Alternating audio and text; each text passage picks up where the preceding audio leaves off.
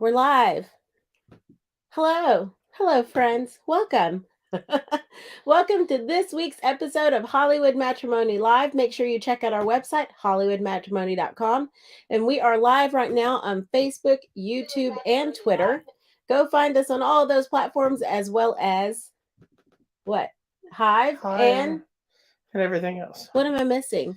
Facebook, Instagram? YouTube, Twitter, Instagram, and Hive. I Hive. always want to say LinkedIn. I think I'm at work. Yeah, Go check out my LinkedIn. Let's connect. We're not using LinkedIn. We're not on show. LinkedIn. I mean, I guess we could. But we're not a business. We're a fun business. No, but we're a business owner, so we can technically. That's true. It. We could do link. We should link in. You could actually put this on your LinkedIn. I could. And I am hostess with the most. I am an owner that does absolutely zero work for this. But this was my idea, so that's the show. Yes, sort of. I am a visionary. Not really. Is that what we're going with? Yes, I'm the visionary behind this nonsense. She's the visionary behind not doing anything at all for the website. That's been going for like 3 years or something. 300 plus episodes. We are of a show, and all she does, her entire involvement with our website is just one day. I'm trying to do better at posting short clips. Now, every so often, I come up with some She writes a review. But if you knew the amount of work it takes to get a review out of this woman, I do it. That's a full-time job in itself, getting her to write one review. She's very busy, so it's not just laziness, but she is very busy.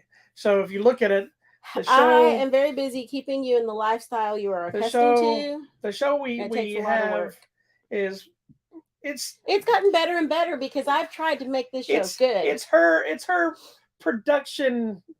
In theory, I've said it. I don't want it to be too good. It's all set up, and so literally all she has to do for the show is get the slides ready before and then come sit down. Yeah, but look, the lighting. Remember back in the day when the lamp fell on my head? We have come a long way. That was the best. But then also, what's funny is what you don't see is you're like the discussion of what we're going to discuss. It's what are we talking about this week? It's already on the website, but she asked me before. I've already done all this. And I've seen the movie. I'm like, what is this movie? Yes, I don't remember the names. I don't know the names. Her literal only contribution is to come sit here. That's it. I'm here.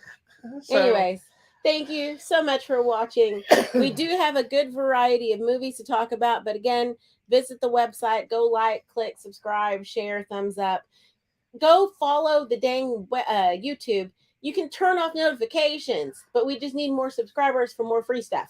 And speaking of YouTube, I had I don't know if I told you because I think I mentioned on here when we did our Star Cruiser thing. Mm-hmm. You know, we had a couple people that really watched it and said, thank you so much for your information. We're debunking lies. We liked it. We liked your information you gave us and all this stuff.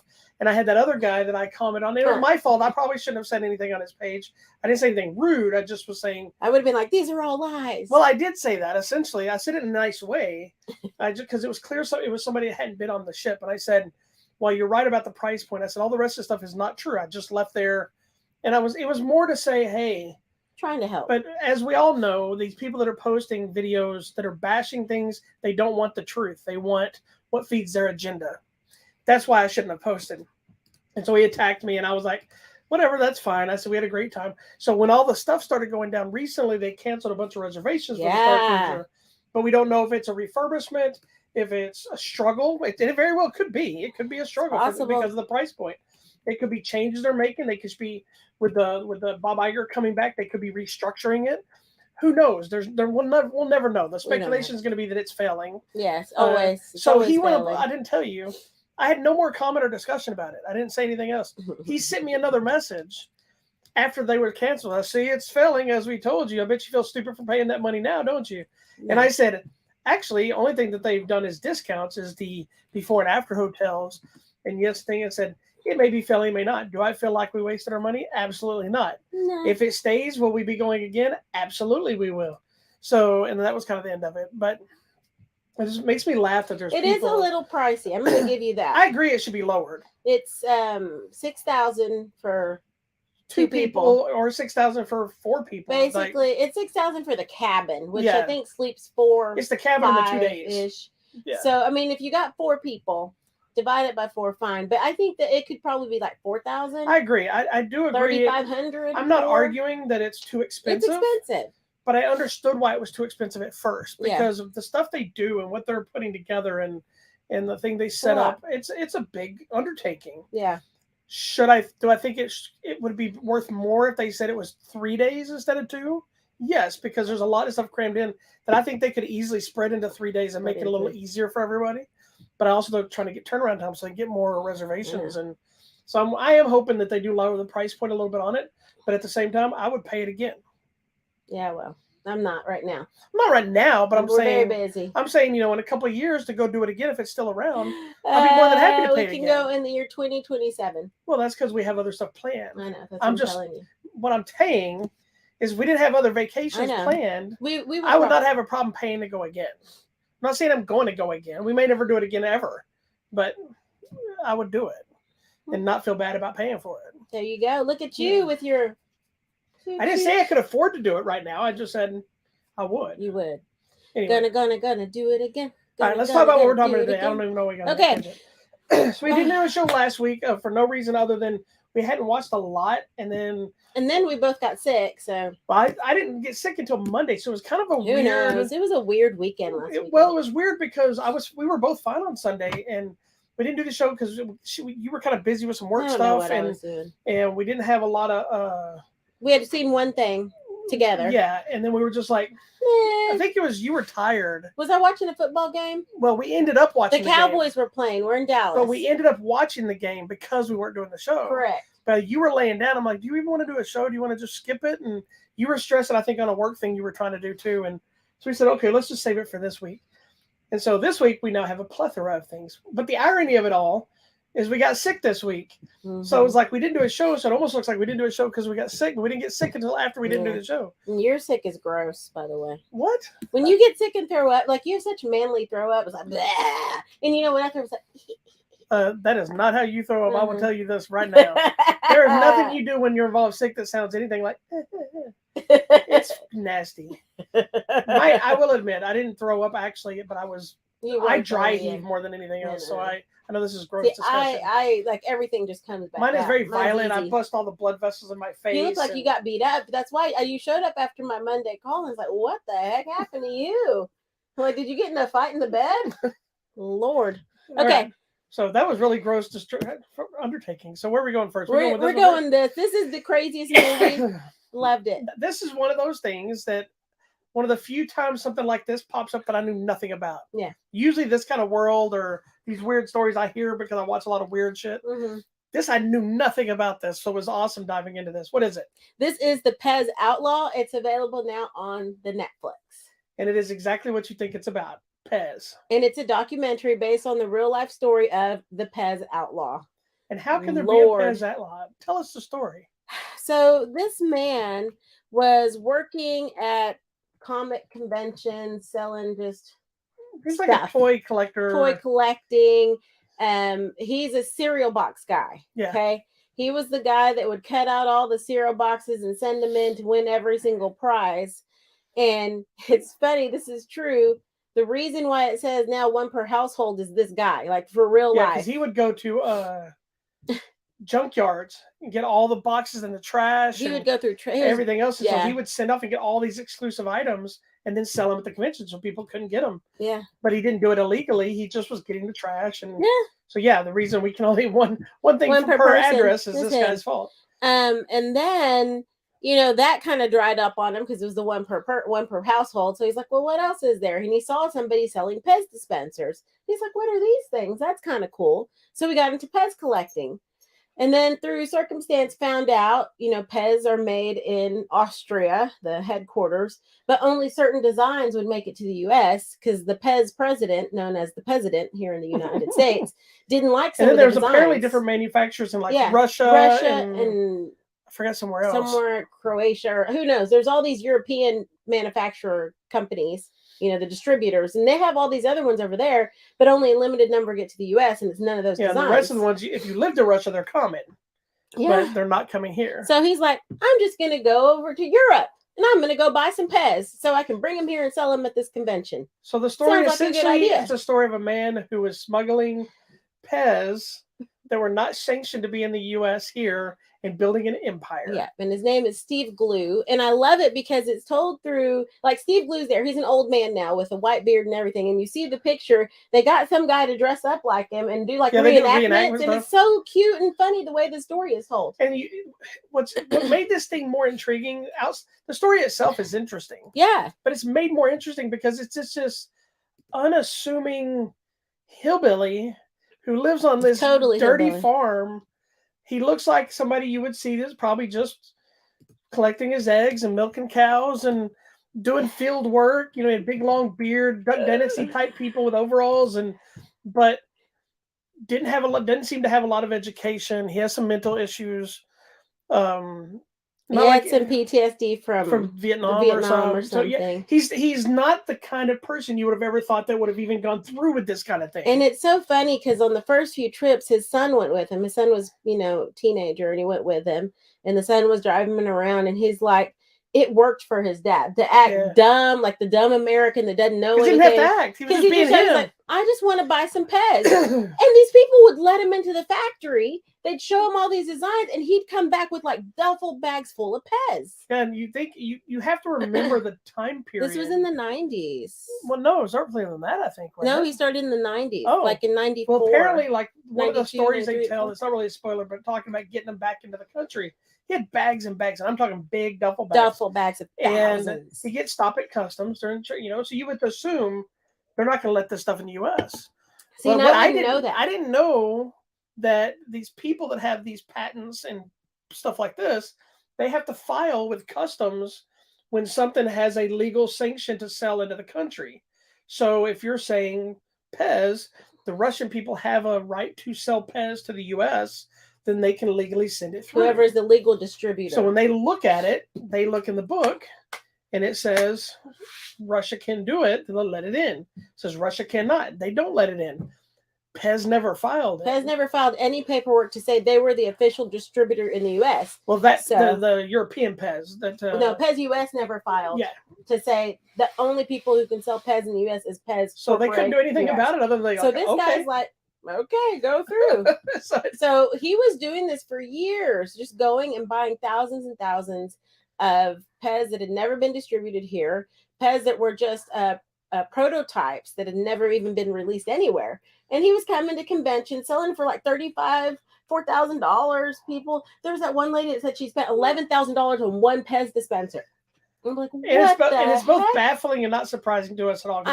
We are collector people, but not between my Star Wars stuff and your Buffy stuff, and obviously I would not pay $11,000. No, but it's not surprising. Well, maybe it's not surprising though. You look at like Star Wars figures. You see some of them that sell for $10,000, $20,000, $30,000 for one figure. Comics are the same way. Oh my gosh! So it's not surprising. It's just when it's something like that as a kid. That we all have Pez dispensers. Like I have a Pez dispenser I got for Christmas in my stocking. Yeah, and I don't look at that and ever think that could be $11,000. I look at that. Look at this stupid thing. Do I want to keep it or throw it in the trash can? Yeah, no, but I know people have collected Pez for a long time. So anyway, so then the story continues. The president of U.S. Pez is after him. Supposedly sent spies after him. His son's like, my dad was just crazy. He doesn't know. And then you find out they had spies. I mean, he's like, you're crazy until you're not. Yeah, and it's just the craziest story, kind of the rise and the fall of the Pez Outlaw, and it is such an intriguing movie. It's funny and it's intriguing. It's kind of inspiring about how simple, if you knew something specific at the right time, how you could have. I mean, so at one point he was making millions of dollars, and now he's back to nothing. But he's now has I'm not going to say what it is, but now he has almost a secondary career because of the whole thing. Despite, like, if you look at a lot of what he did, even especially the later stuff that was like at the tail end on how they actually stopped him, it was technically illegal, but it was a gray area illegal. It wasn't malicious intent illegal.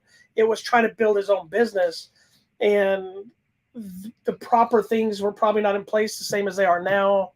The gray area was a little lighter than it may be now. Well, I'm wondering now, I mean, to me, the equivalent of this now are the people that are doing like art But Well, that's a big problem right the now. whole art thing and the computer generated art, like technically we're not messing with anyone's copyright or license. It's our creation, but of your art. It's funny you say that. I just Because I read an know this whole thing is article. blowing up. I just right read now. an article yesterday that some news outlet, like a BuzzFeed kind of, I'm not saying them, but some kind of thing like that, they're apparently going to start being used in AI writing.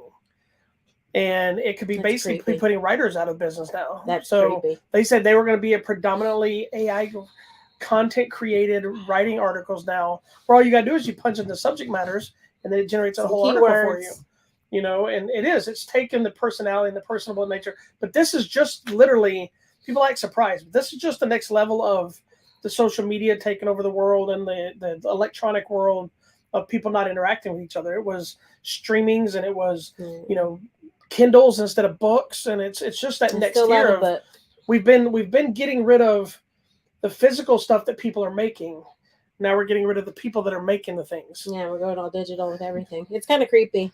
Anyways, I would check out this movie. It's so fun. It is. It's a great documentary. So if you want something different, that's kind of out there, silly, it's stupid, it's ridiculous, it's what, then the Pez Outlaw is a great one. It's on Netflix now. You got to tell me about this. I've been waiting to hear how this ends. Okay, so a week or so ago when we had our last show, we talked about this Detective Night series, which is a trilogy that Bruce Willis is involved in. It's probably one of his final series. Did you put all 3 movies up? I did. So it's Rogue, Redemption, and then the final movie is Independence. We talked about Redemption the last show and how it was an average but not great movie, that kind of thing. I will first say this. Independence, I think, is the best of the 3. This is the last one. It's the last one. It almost seems like this is a prequel to the other 2.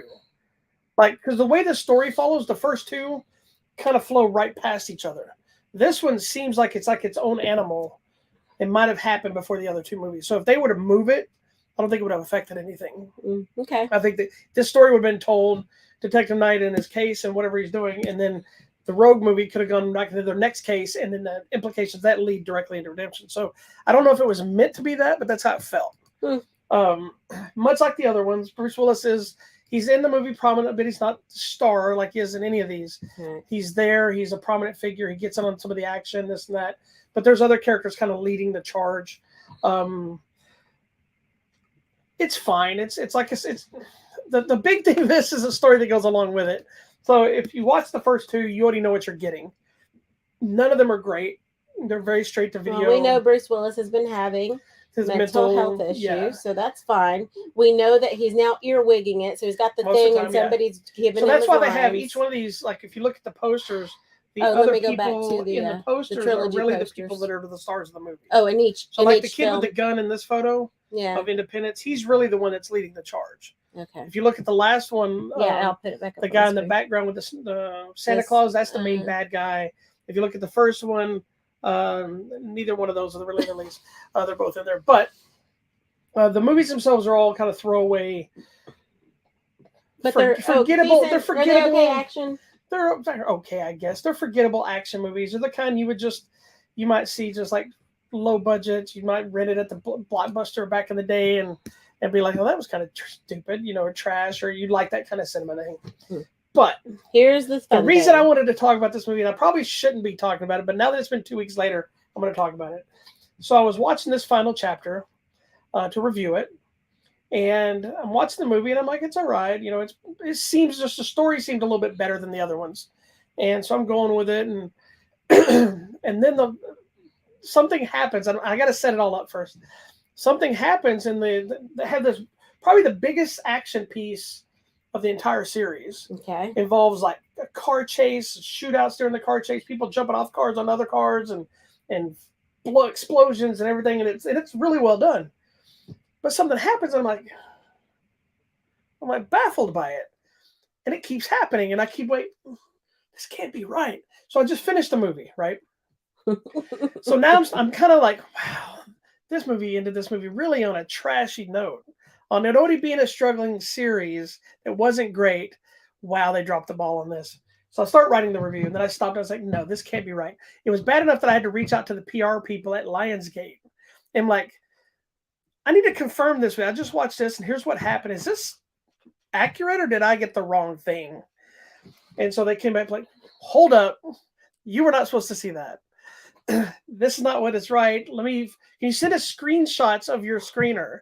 And I had already deleted it, so I'm like trying to find it, and I don't know if you've ever had this where you'll delete an email and then you go back to find the email and the email's gone out, not even in your trash folder. Yeah. And I don't know if it's how old it is because sometimes they drop it. Yeah.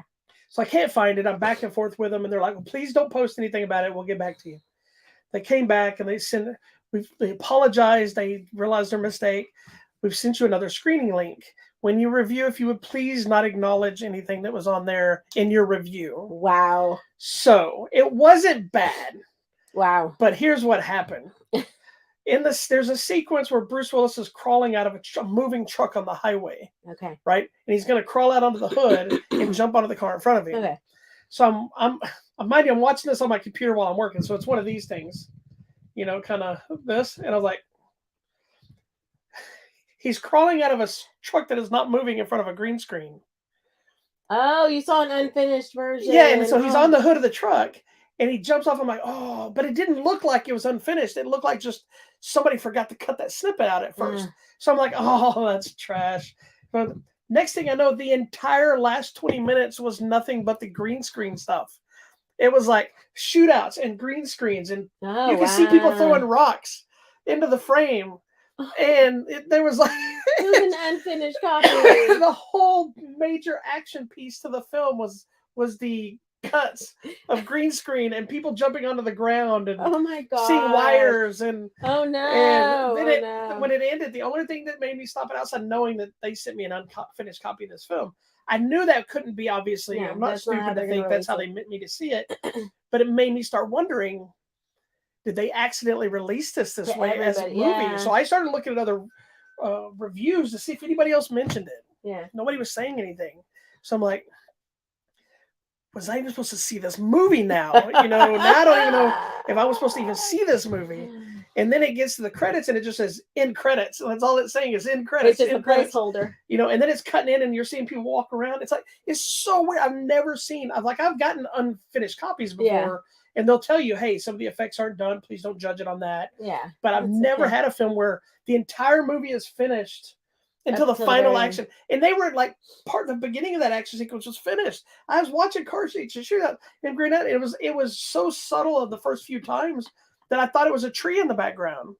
I'm like, where's that tree on the highway? And I had to look at I had to stop working and start. And then I'm just watching this movie like this, like, this can't be right. And now I'm trying to figure out what is happening in the action because now nothing's moving. No, because it's just a green. He's standing on the hood of a truck and he jumps onto something else. And then some other guy is shooting and he kicks the back of a door open and there's nothing there. It's like a green screen out the door because they hadn't put the moving truck in front of the highway and stuff. So it was just it was hilarious and weird. And they'd probably be mad at me for telling you this, but this has nothing to do with the review of the movie. No. Then once you went back and saw the actual finished sequence, does it look good? We'll say okay, because I didn't go back and watch it. Oh, okay. What I did is I judged it by what I could tell they were doing. Okay. Because it was still an impressive thing leading up to that. And so I didn't write anything in the review about it because I'm not bashing the film for that. No, it happens. It was just one of those crazy things. Freak accidents. Wow. But it did have me concerned at first. I thought like maybe 3 or 4 moments had gotten skipped. Oh, and they had left the green screen, like a microphone coming in the screen or something. Yeah. And forgot to, because there was a moment where it fixed itself slightly. I'm like, oh no, they really gave up on this movie.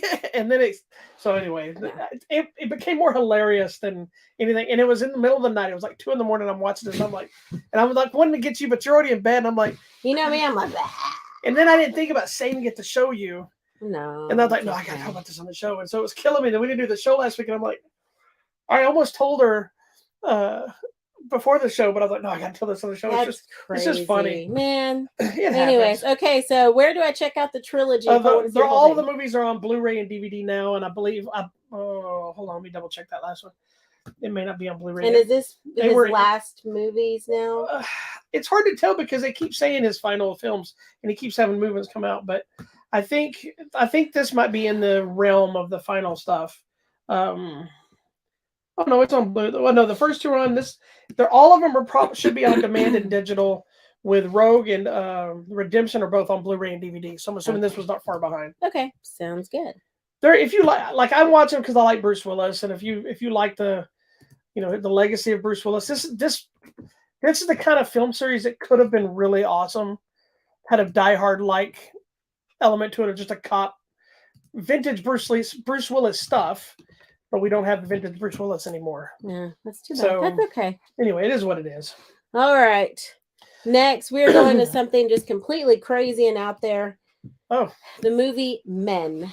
Oh, This came out probably a month or two ago, and we're very behind. No, it was last year. We kept wanting to see it. See whatever it came out to.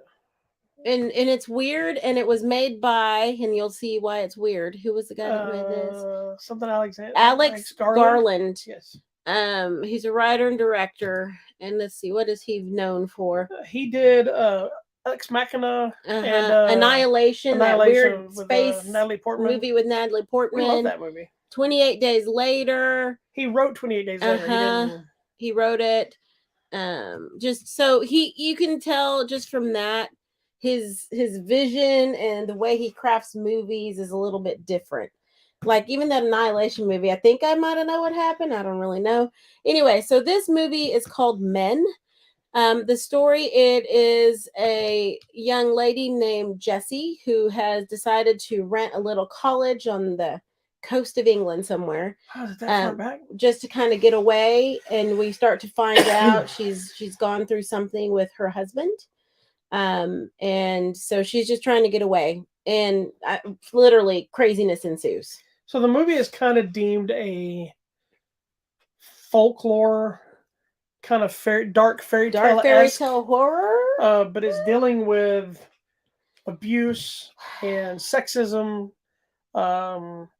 death, kind of the Me Too movement stuff, divorce, a lot of elements and stuff that maybe I don't want to say it's in your face about women stuff, but it's kind of that, but it's not that.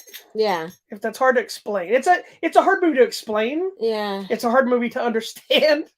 And it's a hard movie to tell you there's actually a story. Okay. Seeking refuge and solace after a horrifying loss, traumatized Harper flees London and holds up in a secluded manor. So it's like you said, there's this whole issue that's happened with her husband. It's kind of an abusive relationship. And so she has this insane grief she's dealing with. Some trauma and loss that she's dealing with, and she's here. But she's alone in the English countryside. But by the way, this is a horror movie. This is like the werewolf movie in London. Every bad movie is alone in a cottage. Because it's come on. Every scene of this movie, even the horrific, bloody stuff, is beautiful. It is actually, and it's like, how crazy is it that something is so beautiful is also so horrific? Yeah. And I'm not talking about the bloody stuff. I'm talking about there's like this one scene of her. She's in this forest, and there's this like kind of a hill that's just grass. And it's all beautifully lush greens, and it's the kind of thing that you think as a person you'd be standing there just like in awe of nature and creation and everything. But then like you add one new element to that, and it becomes this horrific moment. Yeah. Which is what happens in this movie, is like something this big far away from the scene changes everything you're seeing. What's up, buddy? Yeah. Oh, he wanted to be on the show. And at one point she finds this cool tunnel, and she's like, ha, ha, ha, ha. And it's like, ha, ha, ha, ha. And suddenly you hear, ah!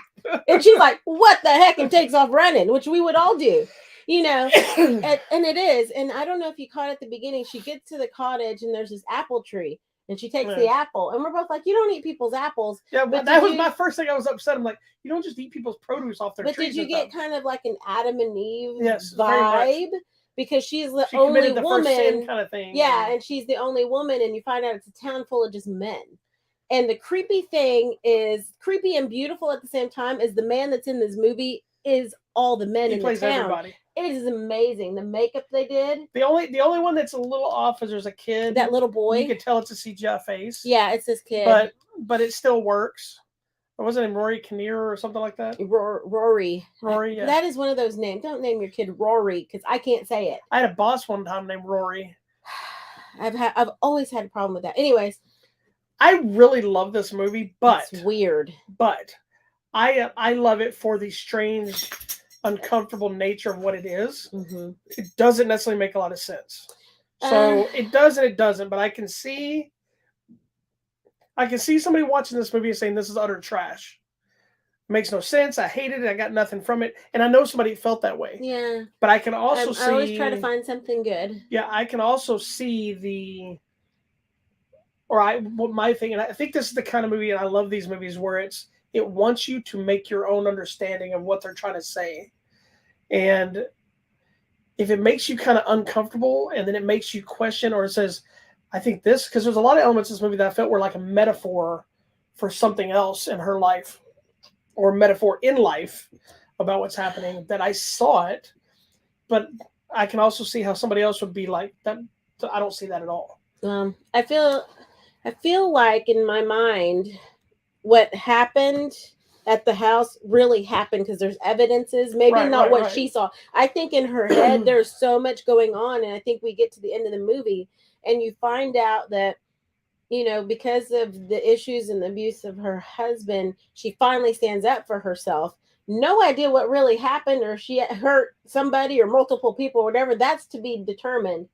But I think at the core of that, she finally understood in a weird, bizarre way that sometimes the abuse, like her husband, she's like, what do you want from me? And he's like, I just want you to love me.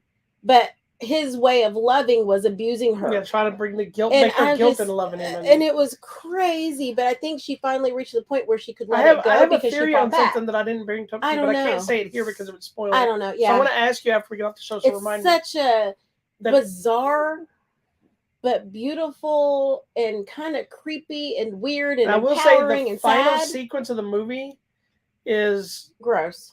I thought it was amazingly awesome and gross. But I thought I know it puts you off because you don't like this kind of thing, but it was almost like it's leveling down the tiers of what you've gone through. The issue. And it's like, so it felt like it was the metaphor of taking the layers that she's dealing with, whether it's a childhood. That's why I'm telling you at the end, I feel like she was dealing with it. Yeah, she got back. There's a layer of like your childhood, your church, your just male toxicity, you know, your relationship. There's all these things that are layers to the core, but it's done in a thing that's metaphorical for a woman. It's gooey and it is gross, but I thought it was so well done and awesome because it's never explained, and that makes, and I think that's what's good about movies. That makes it so much better in a creepy, bizarre way when they don't tell me what I need to know. Mm-hmm. I like figuring it out for myself, and I could be wrong. And that's okay. It was that's like your interpretation. My buddy Mel that I interviewed sometime back for that Mystery Spot movie. You know, we finished watching it. Neither one of us, we weren't huge fans of the movie, but we had different theories. But then at the end, it really got me. And he told me that, yeah, he purposely left it for the audience to make their decision. And he goes, he knows what the story is. Mm-hmm. And he goes, and he's had other people that told him, he goes, oh, that's way better. Mm-hmm. But that's not what his story was, you know. And I love those kind of movies. I know there's a lot of people, they need a finale. Yeah, you need this movie ends. There's a finale to what has happened. But now there's more to be explained. There really is. Yeah, they could do a second movie that'd be all about what is your problem? Mm-hmm. You know, what did you go through? And it'd be about her explaining it. But it ends with a moment of happiness that is like basically telling you, look, I let it go. This isn't my problem anymore. I'm moving on.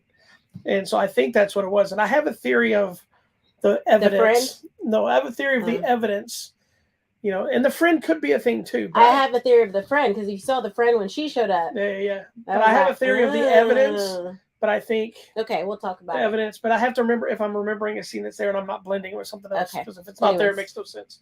So it's an interesting movie, and it's online. I don't think it might be on. Because we watched it online, didn't we? No. I had us for your consideration screening. It came out, and I think it was on. You might be able to get on video on demand and stuff now. I think back in July. It hasn't hit Blu-ray and DVD, I don't believe. Yeah, this is a month ago. I believe we're behind. It did hit on demand back in July, so you probably can find it. So I will warn you, it is a movie you'll either like or you won't. It's a movie that you'll either connect and come up with your theories, or you'll probably utterly hate it. Yeah. It's not a gray area movie. It does deal with abuse. There is a scene of suicide. There's some death, blood. Yeah, if you don't like gooiness, it's not through the whole movie. Gooey. There's some gooey stuff. But it gets a little graphic. But it's not bloody. Just so I tell you, I want to tell you what it is because that's part of the shock. It's not graphic like people being murdered. No. It's not But that kind of there's graphic. blood. If blood There's bothers blood, you. and there's goo, and there's. But I slime loved that one thing with the and the. Oh yeah. That was there is one scene great. that. It's great makeup effects. There is one scene that's a little meaty, and I like though because it carries on then through the rest of the That's movie. what I was saying is they really said, look, we got this. We spent money on this. We're going to use this for the rest of the movie. I loved it. So. Anyway, all right. This is a movie that I don't know if I'd put on my favorite, but it's probably one of those to be like, man, I love this. It's movie. Impactful. It's so weird. Yeah, it's strange, weird. But I also like these weird kind of movies. All right, you got to tell me about this right here. All right. So the next one is a movie called Gunfight at Rio Bravo. Now it stars. I never can say his name. He's Russian, I believe. It's Alexander. Hold on, Nevsky. And he's a guy who's he was like a Mr. Olympian or something like that. Let's see, what is it? Mr. Universe. He was a 3-time Mr. Universe, and I've seen him in some other action movies, Showdown in Manila, Maximum Impact, that have Mark Dacascos and Oliver Grenier, and people like Olivier Grenier and stuff like that. Grunner, however you say his name. Anyway, so I was interested in watching the movie because I like him as an action guy sometimes, and they're usually those throwaway, straight to video, not great action movies. So I didn't have high hopes for it, but I didn't realize till I went into it, or till I got it, that it also had Olivier Grunner in it, who is the guy. He's the French Thai boxer guy that's in that Angel Town movie that I love. Yes, it's him, and then Matthias Hughes, who's the I Come in Peace guy, which I love. I'll watch anything he does. So I was like, I got to check it out. So I go into the movie with this very low expectations, thankfully, because it needed it. It's not horrible. It's actually not a bad little Western, but it is kind of cheese. It's Matthias Hughes spends nearly the entire movie saying nothing in a jail cell. He gets a little action later, so that kind of bummed me out. But it fit the part he was doing. I just, as a fan, I want to see him kick somebody's ass. Yeah. When you throw... This part is my own issue. You've got two guys that are known for being martial arts villains or heroes in Grunner and Hughes. And so I get excited. Am I going to get to see some martial arts action? People don't know this. You probably don't know this either. I've always in the back of my mind had this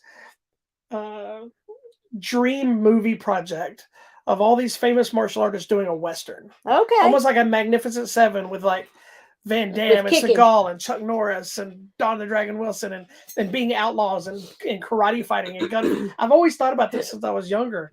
And so I'm like, this could be it finally. Yeah, the Expendables kind of did that. I was like excited when that came out. And I'm like, now we need this with karate. And they did Triple Threat, and it kind of gave me that. But it wasn't all the old school guys that I wanted. So this one, we get 3 kicks in the movie from Grunner. And it was like a very lame fight scene. Not lame like he was bad. It's just a quick thing. The rest of it's all shootouts. So I'm like, okay, fine. But the movie's okay. The problem is, I guess my biggest issue with the movie as an independent film, that's a lower budget film, that's just a straightforward Western, I guess it's fine. Some of the performances are cheese. It's a bunch of actors that you've never heard of, that kind of thing. He felt like he was in a different movie than the rest of them. Yikes. Like visually. Yikes. Like everybody's got the mustaches and the dusters and the chaps and this, and he's walking around half the movie in like a cowboy hat with like just like a brown vest and some blue jeans that look like he got at the Gap, and a t-shirt that he would wear like today. They sparkle jeans?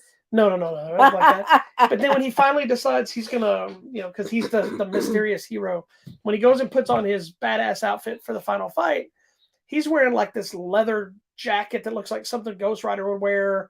And black hat. He doesn't look like he's with the rest of these people. Gotcha. It's like he's in a different Western movie. It's like somebody had tried to take a Western and modernize it and make him badass. Mm-hmm. And he's not in the movie with the rest of those people. That was my biggest issue outside of, the normal stuff of the cheesy acting, and it's kind of super low budget. It is what it is. It's not a good movie. It's kind of a forgettable throwaway. Here's my biggest problem with this movie overall. They're doing a sequel called The Taken at Rio Bravo. Okay. It's announced at the end of the movie. It says this character will return and Taken at Rio Bravo. So I'm like, what? So I look it up, and damn it, Cynthia Rothrock and Don the Dragon Wilson are going to be in it. So now I have to watch it. Your dreams are coming true. They are, but they're not in the same movie with Oliver and Olivia. But he lives, so he could come back. But Matthias Hughes isn't. But what totally threw me off is this is based on a true story of a guy. What? So it actually had the picture of the guy he's playing and the information about who he was. The perfect ending. What he did, yes. So I had no idea it was based on her. I just thought it was a movie he wrote. And did he even look like the guy? I don't know. Well. But the guy, I think, was really Russian, and it was a real thing. Wow. So that's cool. Give props for that. Okay. So, well, I'm gonna have to watch it. It's not a great movie. It's not a good movie. It's just kind of. It's a movie. It is what it is. But if you like those kind of things, I like it. And it's based on a true story. It is. That's a selling it's point. loosely based on a true man. Okay. It's kind of like that RRR movie where it's just based on this guy. Yeah, based on in a these scenario that he around. did, and they did their own thing with it. Lord. Check it out. Decide for yourself. It's available now on Blu-ray or no, just DVD and on demand from Shout Factory. Shout. It's actually from Shout Studios. I don't know if you know that Shout Factory has their own studio. Oh, good for them. So they have certain movies that actually produce these movies. Wow. And so they put this one out. Okay. So now I eagerly wait the next one to see what's up. And on top of that, Cynthia just started a Kickstarter that she's doing a Western as well. It said, look out, Gina Carano, the real female icon, martial artist, whatever, because Gina Carano did a Western that failed miserably. It wasn't bad. The movie's fine. It just didn't make any money. Well, because she did it on that weird network. She did on Daily Wire, and it still hasn't come out to Blu-ray or anything. You have to join Daily Wire. And so, anyway. Moving on. All right.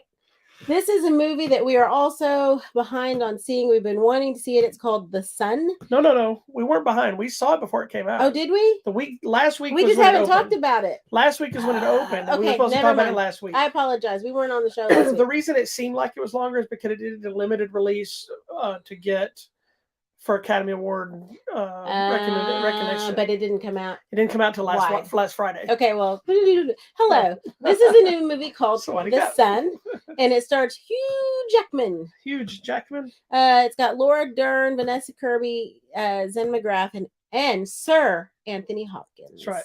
So, and it is written and directed by Florian Zeller, who also wrote it. It's part of a trilogy of plays that he did.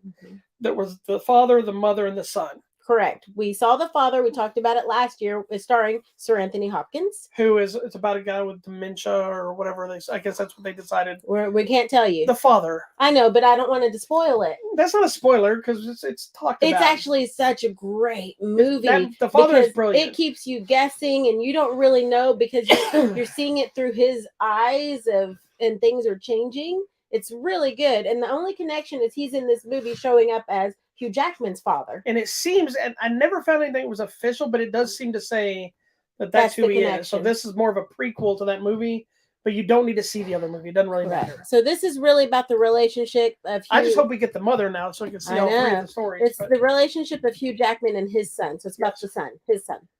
Anthony Hopkins, I think, only has really one scene in the movie where he tells him, quit trying to do that. Treat him hard. And you see why he is with his son and how he's trying to be different. And so he's trying to be very loving and compassionate and considerate with his son, who is struggling with mental health issues. Yes. So it says Peter, who's the dad, Hugh Jackman, has a very busy life. He's got a new wife, a new baby on the way, but he's dealing with his teenage son, Nicholas, who's having problems, and Laura Dern is the ex-wife, correct? Am I getting that one right? So the boy's having problems in school. He has no friends. He's very isolated and all this. And so Laura Dern's concerned. They go to the school.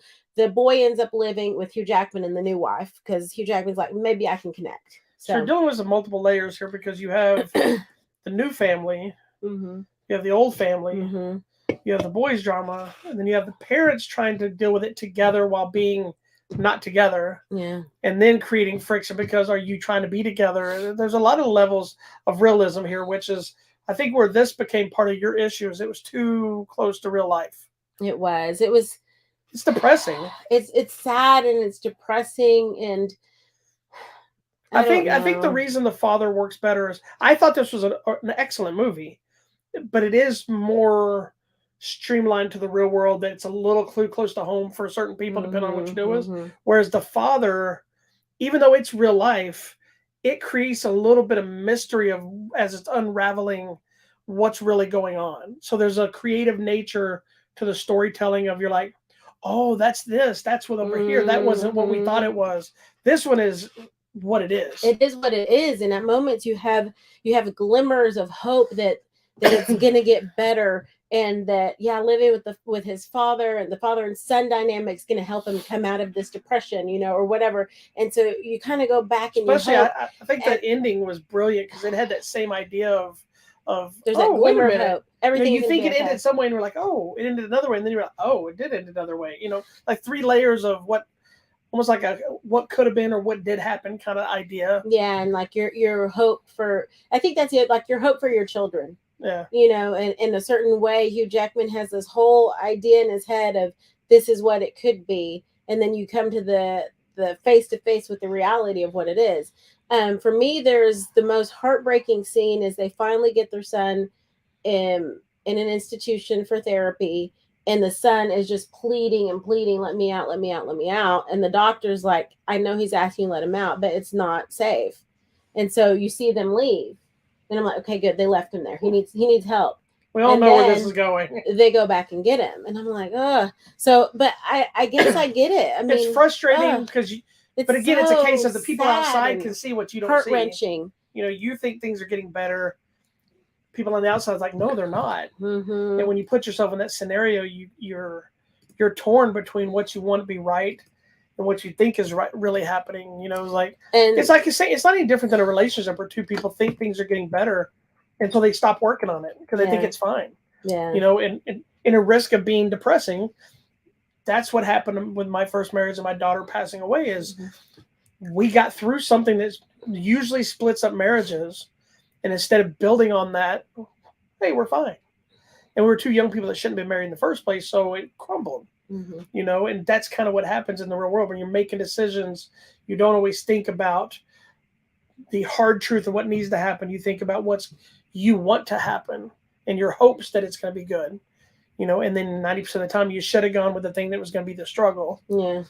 I feel like of the 2, I think the father to me, this one's sadder.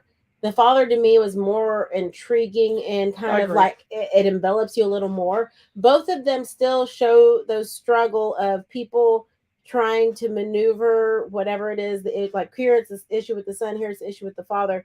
But we see the son's perspective more from the parents, and the son is so isolated and insular in his depression or whatever. We don't get to see a lot of his. Yeah. But with the father, we see the father's like trying to reach and trying to think. So you see his journey as well as the struggle of everyone around him. So I think it's a little bit more. It draws you in a little more. The irony is. But this one's probably a more important story to see. It is, but here's the irony of it. It's despite Anthony Hopkins only having a very tiny part in this movie, finding out the kind of person he is in this movie and seeing how sympathetic you are of him in the next movie, it's very ironic because it's like the mentality of get over it, stop letting them be pussies and this and that. Treat your son and now hard. He's very much that same helpless individual. Because the way that movie ends, where he's like, he wants his mommy. Yeah. Oh my god. It's the same idea of stop letting him be so weak, and he's now completely weak and can't do anything about it. So it's that ironic. But I do think this movie, it's important to watch. It's going to be hard for some people to watch. Yes. I think if you've lost a child. Thankfully, there's no visual suicides or anything like that. Suicide issues, mental health, people being and institutionalized, those kinds of things may be triggering for some people. But it's a really impactful story, and it's really good. And I think that very final scene with Hugh Jackman in the living room, at the end. Yeah. Oh, that's so heartbreaking. He's so good, you guys. I will say this might be one of his best performances because he's been great in so many things, but this is just him. This is so stripped down. Yeah, there's no physical, there's no muscles, there's no dancing, there's no singing, there's nothing. Standing there. And it's not even a sad performance from him, except for there are moments.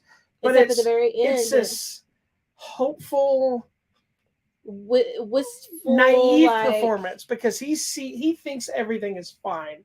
And it's like in the world when you think people tell you all the time, like, there's something wrong with your mom, and there's something wrong with your friend, but you don't see it because you're like, they seem fine. And when you ask them and they say I'm fine, you're like, see, they're okay. And there's so much more there. And then by the time you start finally discovering it, you realize, oh my God, all these things I could have fixed and all these things. And then you're left with that horrible sense of guilt. And that's how the movie leaves you. Yeah. And I'm just like, ugh. And we're not saying if it ends on a depressing note for the boy or anything else. Oh no, everything does his journey as a father is the son isn't even really the story. He is, but he's the catalyst of the story. It's really the father dealing with the son's story. Mm-hmm. And the son, he has his own story you're seeing. So it's not like just from Jackman's perspective, but it's him dealing with his son. And it's like where the father is the father dealing with it himself. Mm-hmm. This is the father dealing with the son, which makes me wonder if the mother story is the father dealing with the mother's situation or how it works out. I hope we get it. I don't know. Or if there's a way we could see the play online. I wonder if it's been recorded. I don't know. It's a great movie, really but good movie. It is a depressing. Sad. It's very sad. And it's a talkie. We can't get through our show without her saying that at least once. Yeah, it's a talkie. All right. Let's move on. Something completely different. To something silly. And yeah. And the irony of this one is some Yahoo in my family has been on some weird journey to watch every Jennifer Lopez movie for some dumb reason. I just decided this year, I'm going to watch every Jennifer Lopez movie ever made. We do not own every Jennifer Lopez movie. We don't, so I've had to buy not every some. one of them is available on streaming. There's some of them you have to buy. No, I had to buy one online for like $3.99. And they're always the crappiest one to buy. But that was a good one. So anyway, we're talking about the new Prime Video movie, Shotgun Wedding, starring Jennifer Lopez, Josh Duhamel, Cheech Marin, Jennifer Coolidge, and some other people. Bunch of people. Yeah. Bunch of people. All right. So I didn't have high hopes for this movie only because you're not a super J-Lo fan like me. I like some of her performances. I do like some of her movies. But I'm not a J-Lo fan. I was actually more a fan of Jennifer Lopez before she became J-Lo. When she became J-Lo, what about Jenny from the Block? No, that's even worse. But once she became J-Lo and Jenny from the Block era crap, I don't like her music, but this is not about her music. I think something changed with her as an actress. I felt like she became a diva. Well, persona. I know. Reports say she is. But I think it shined through her performances and the kind of role she was doing.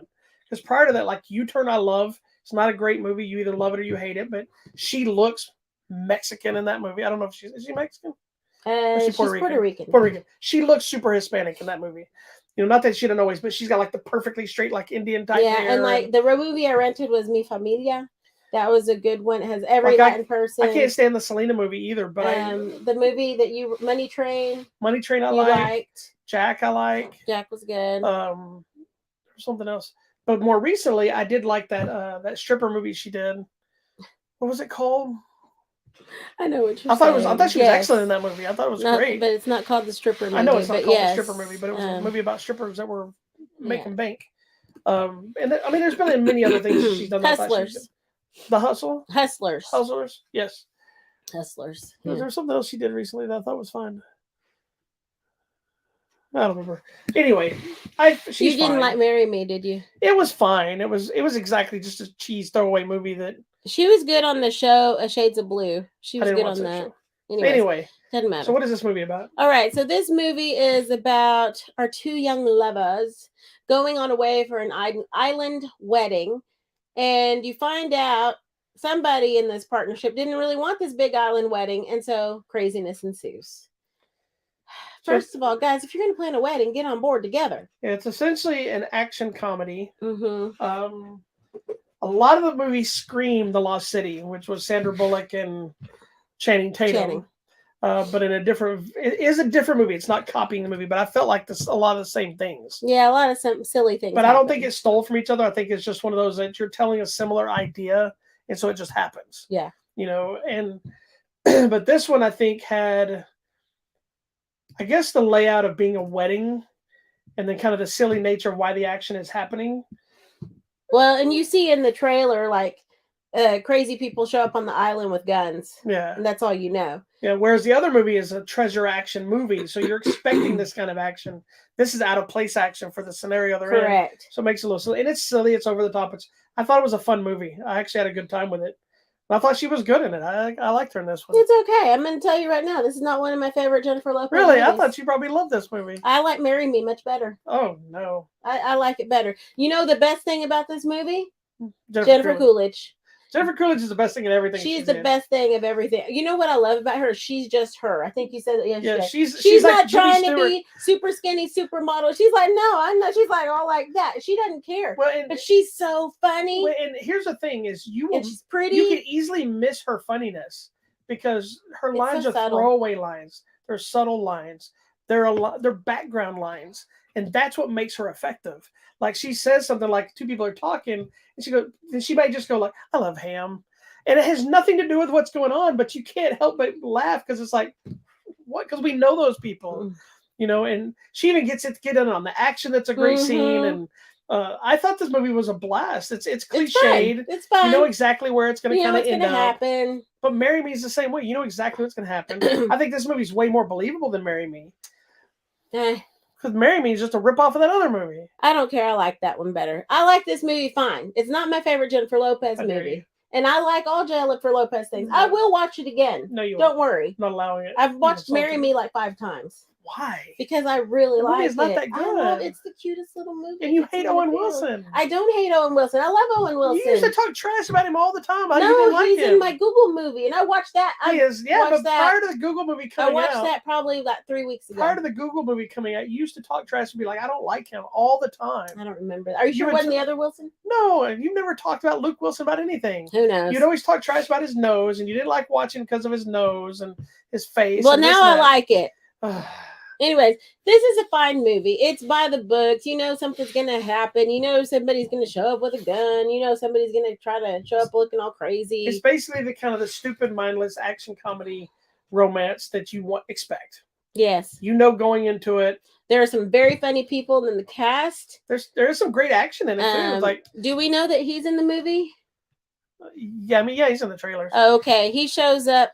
We just decided Lenny Kravitz is like the coolest person on the planet. He can show up anywhere. Stephen Dorff and Lenny Kravitz, I believe, are the two coolest people on the planet. Just walk in looking cool. Stephen Dorff was recently talking trash about Marvel too. It just made him even cooler. Oh well. And I like this lady. I love this lady right here, Darcy Carden, who most of you know from the Good Place show. Yeah. She's so funny. Hologram lady, hologram right? android lady. We got some good Latin people in it. We got some cool pirate-looking people in it. It was a fun movie. I'm not saying it's not. I liked it. I will watch it again. Not the best. It's just a throwaway comedy. It's stupid. It's fun. Like it was fun for there's nothing in it that's overly believable. Snacks. It was great. Yeah. And I like the action sequences because I always look at this. They never try to make anybody badass. Mm-mm. Like they try to be badass, but like there's one scene where he tries to jump over a counter, tackle somebody, and you can easily make that where anybody can do it, where they climb up and they jump and it's smooth. But he like jumps over and only makes about halway through the counter as that's what would happen to me. I'd pretend I could like dive over something, and my little Winnie the Pooh belly would get here, and I'd be like. What's funny I loved it. is this will make you happy because these kind of things don't usually happen to me, but it's kind of in the same vein. So when I was coming up in martial arts, they would set up one of the 6-foot tables. Yes. Right, the normal fold-up tables, and we had to do jumping side kicks over them. Okay. Right, and they'd lay mats on it because I was a kid. I was a short kid with short legs, and so this is why I do that weird angle run. Yes. I remember I was running at it, and I had really good jumping side kicks by this point. It wasn't a learning thing. I knew it. I'll never forget this because everyone in the room cracked up, and I'd never seen my martial arts instructor laugh so hard. I jumped, cleared the table. So this table, I jumped here, right? I cleared the table. I'm flying, and then landed sitting on the table in a side kick. You got better than that. And so then it was like this. It was like. That's what I'm telling. That's what I would look like trying to dive over a table. But just imagine me landing like kind of badass like this on the table to be like. And then kind of fall off the other side. Everybody was dying laughing, and I was laughing. That's what happens in this movie. But you're right. That's when I learned. People. That's when I learned I had to make that extra weird angle stuff that I do now to get little because I had to kind of toss myself over that y'all talk trash about that nobody can do. But now I make it, don't I? There you Thank go. You very much. All right. Anyway. Well.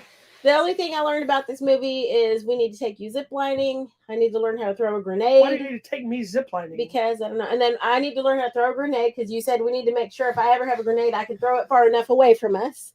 So we're going to work on that. I'm still trying to figure out how me ziplining. I've been ziplining before. This is nothing. We're going to go together. Not in that level of ziplining. We're going to go together and do ziplining. Okay, but what is that? I need to throw a grenade and I need to learn how to shoot one of these guns. You need to learn to shoot any kind of gun at this point. I know how to shoot a gun. Not if that's why you think it works. I know how to shoot a regular gun like this.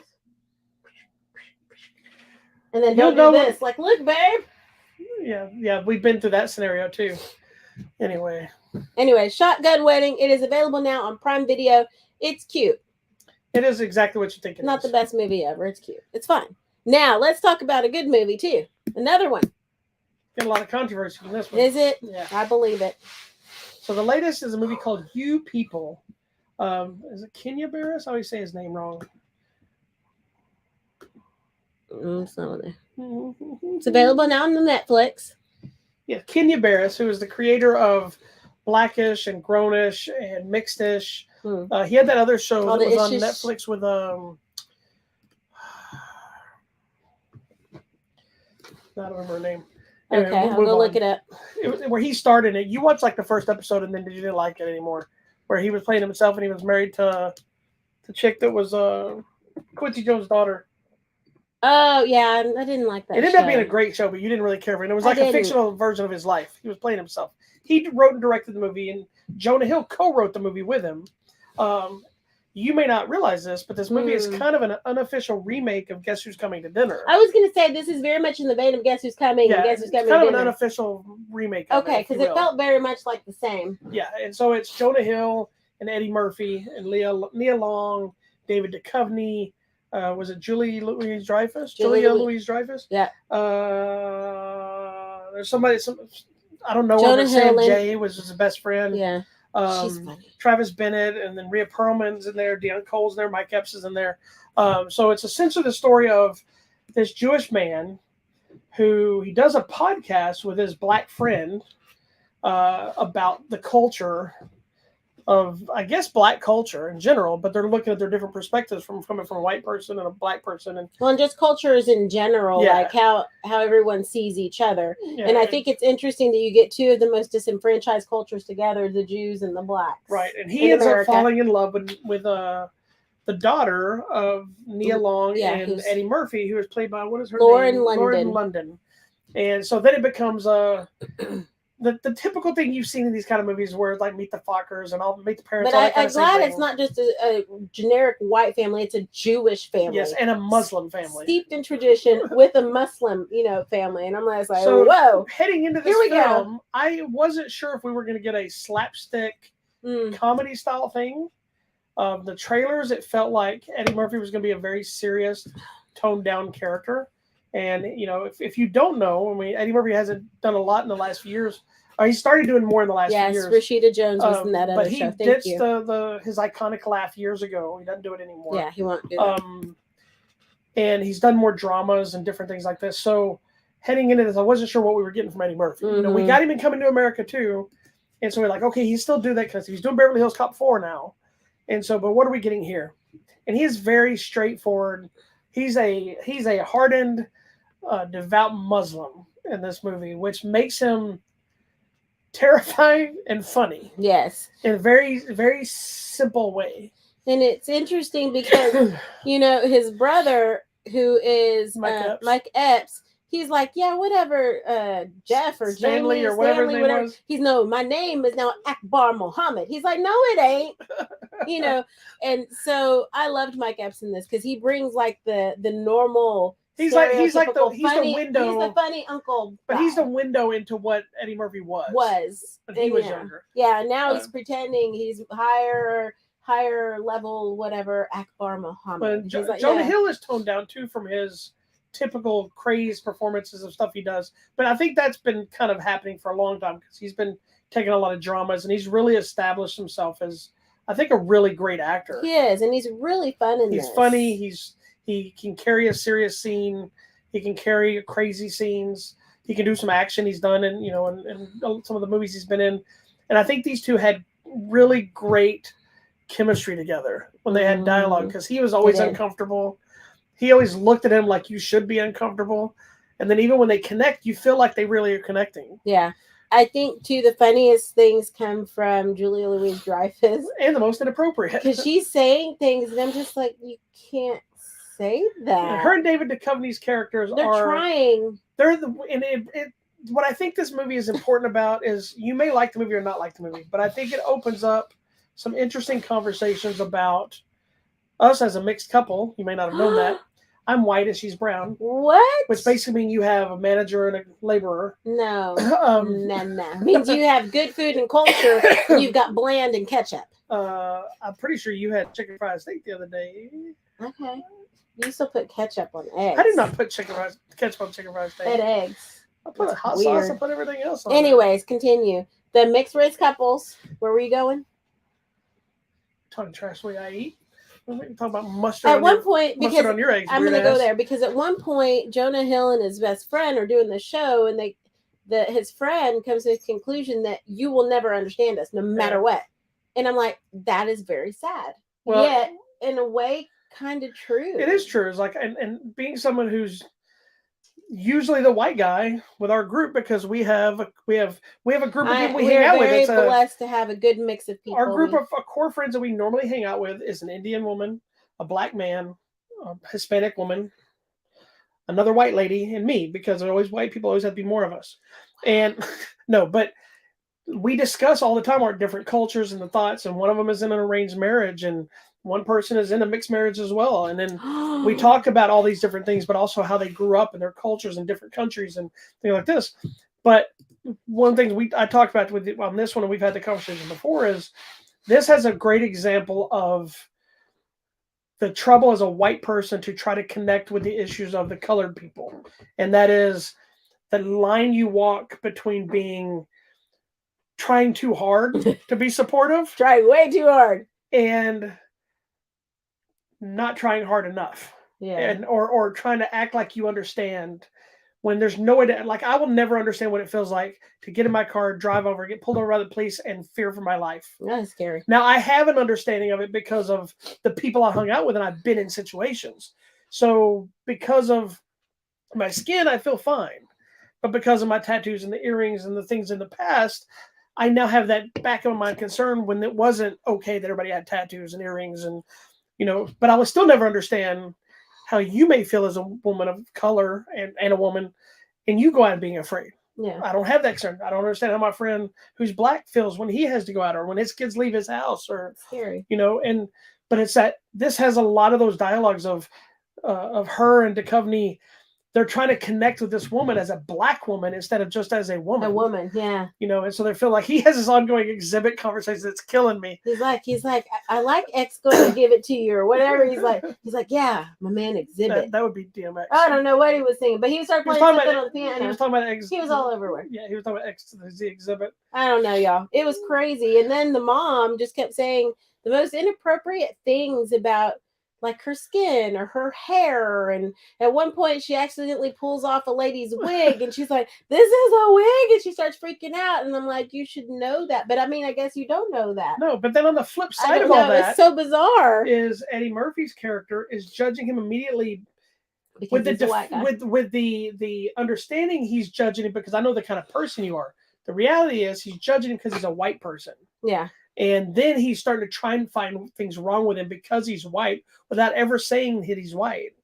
Well, and it's an interesting dynamic of seeing how these cultures are clashing and how it can affect, like, can we even deal with this? Because your family's crazy, my family's crazy, and we're the ones that are going to be the brunt of it. And if you have kids, that kid's going to be a mixed race of them both. And have even the bigger issue. And I think it was interesting that it was a Jewish family because it allowed for the conversation of who suffered most, the Jews or the blacks, even though it should not even be that. No. But that's going to be there. That's part of the conversation they had. Yeah. And then, Eddie Murphy's like, y'all seem to be doing good. Y'all have a lot of money. You have all this. Well, what's funny is I think I told you that, while you look at the plight of those two people are very much the same in many ways, not exactly, obviously. You look at it now, the black people seem to be suffering more openly because it's the skin issue, where the Jewish people suffer in different ways and still be treated that. But if you go and you want to see a real barometer of what it is and not as a person, ask somebody in the Klan. Because there are things in the Klan that they think Jewish people are worse than everyone else and hated more because they're betraying their own race as white people. doing these things, or they're against God or whatever. They killed So it's like Jesus. those tend to be the top two hated races in the racism world. Yeah. And it's baffling because We need the to whole work idea together. you think about being racist is you're not white, but that's not what racism is.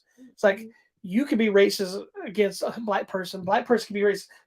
Your culture and black culture, they have their own racism against each other with the colors of your skins and stuff. Well, no, and we do, and I think we've talked about that with our friends too. You know, the colorism within our own groups, but even so, like within mine, it's all the different countries. Like Guatemala is better than Honduras. It's better than El Salvador. Don't call it's better them than El Salvador and a Mexico. Mexican. Don't call anybody a Mexican if they're not. Call them by their country, please. And that's what's weird about the white race.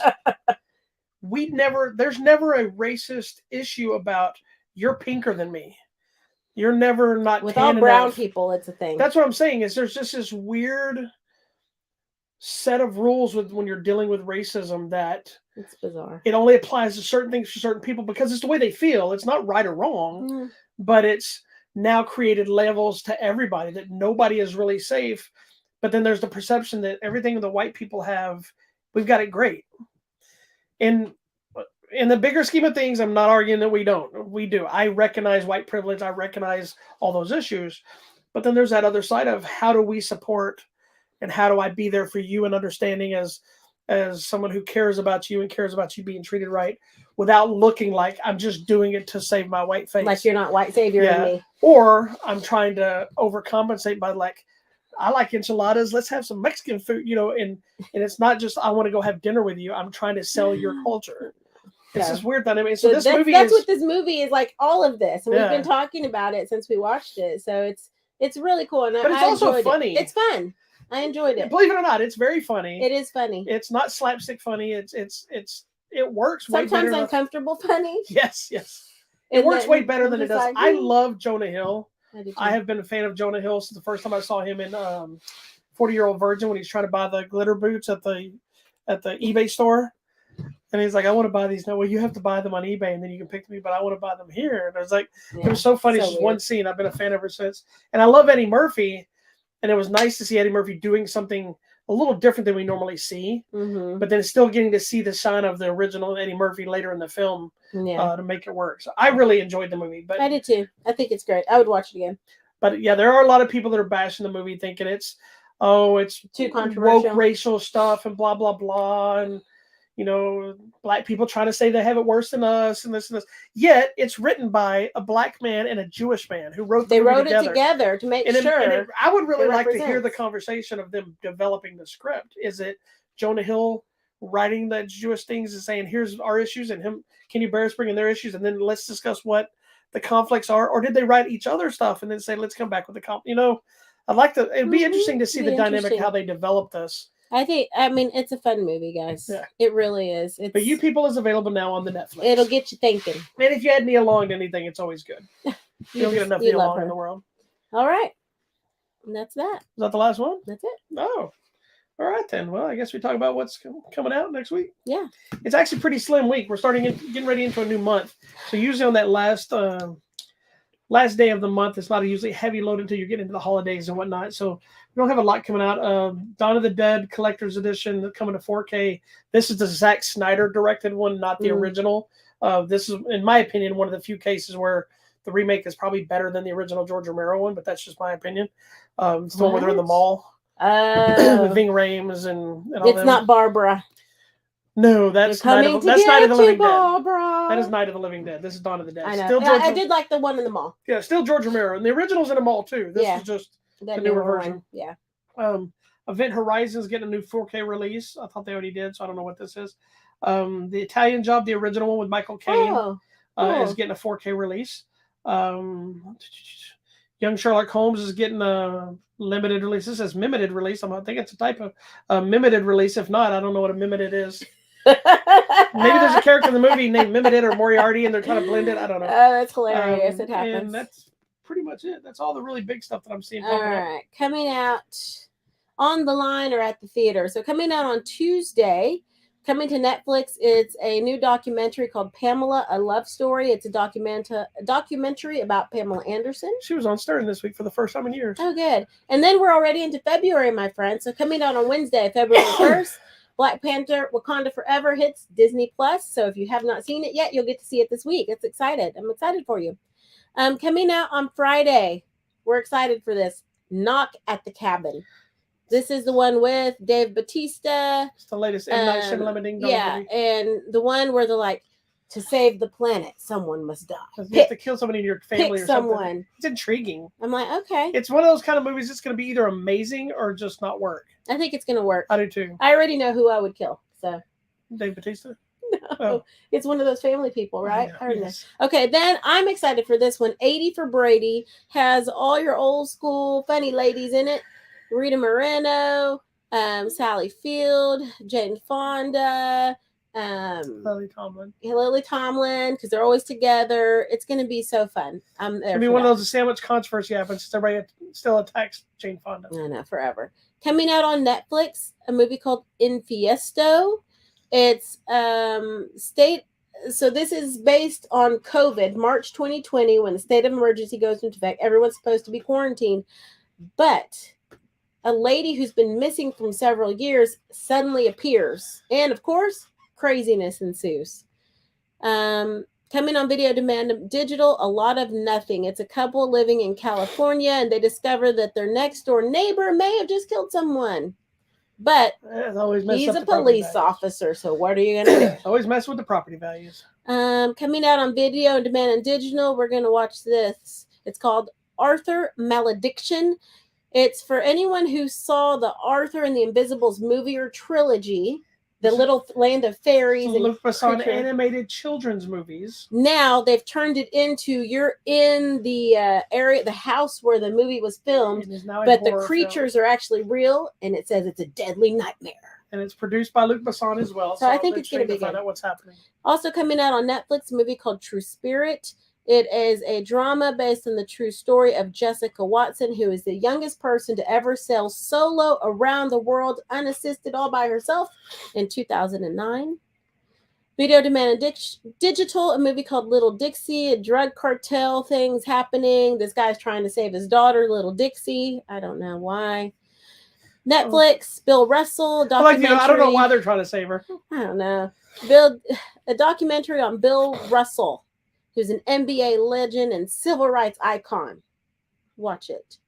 And lastly, I think Aaron's Guide to Kissing Girls. It's a coming-of-age movie on video demand and digital. There you go. Also, if you want to watch some fun new shows, that 90s show has hit Netflix. If you're a fan of that 70s show, it does take a few episodes to kind of get to it. I ended up really enjoying it way more than it probably should have. It shouldn't have worked as well as it did, but it did, and it does have a lot of the old cast show back up periodically. And also, we just started watching a new show called Shrinking, which is Jason Segel and Harrison Ford. Really good. It's a great show. It's like a little dramedy kind of thing. It's on Apple TV Plus. You should check it out. There was something else. I don't remember what it is, so we're going to move on. All right. So for giveaways, we have a lot of the same things, but a couple of new items. We got one digital copy of the menu left. So I scrubbed it all. I'm going to get everybody a chance to re-enter. One digital copy of the menu. It's one of my favorite movies last year. A copy of The Grandmaster of Kung Fu on Blu-ray. We got copies of Bones and All, which is one of those movies that I had no interest in seeing. Saw it, and I'm like, wow, this is such a great movie. We got copies of Black Adam. If you haven't seen Black Adam, even though we don't know that it's going to do anything now, the new Shazam movie is fixing to come up, and Black Adam is part of the Shazam universe. So even though I don't think he's going to show up in this, it's time to watch it, is now. We have a new movie that we'll be talking about in the coming weeks called Project Wolf Hunting. That looks crazy. That, from what I've been hearing, may be ranked up as one of the bloodiest movies of the year, the way it is. And we've got a new 4K edition, Steelbook edition of Cloverfield, the original one that started it all. There you go. All right. Well, that's it, my friends. Thank you so much for watching this week's episode of Hollywood Matrimony Live. Whoop, whoop. Hoo-dee-hoo. Can I get a what? No, you Make sure you go check out our website, HollywoodMatrimony.com. Go find us on Facebook, Instagram, YouTube, Twitter, and Hive. All right. Peace out. We'll be here next week. Bye. Hoo-dee-hoo.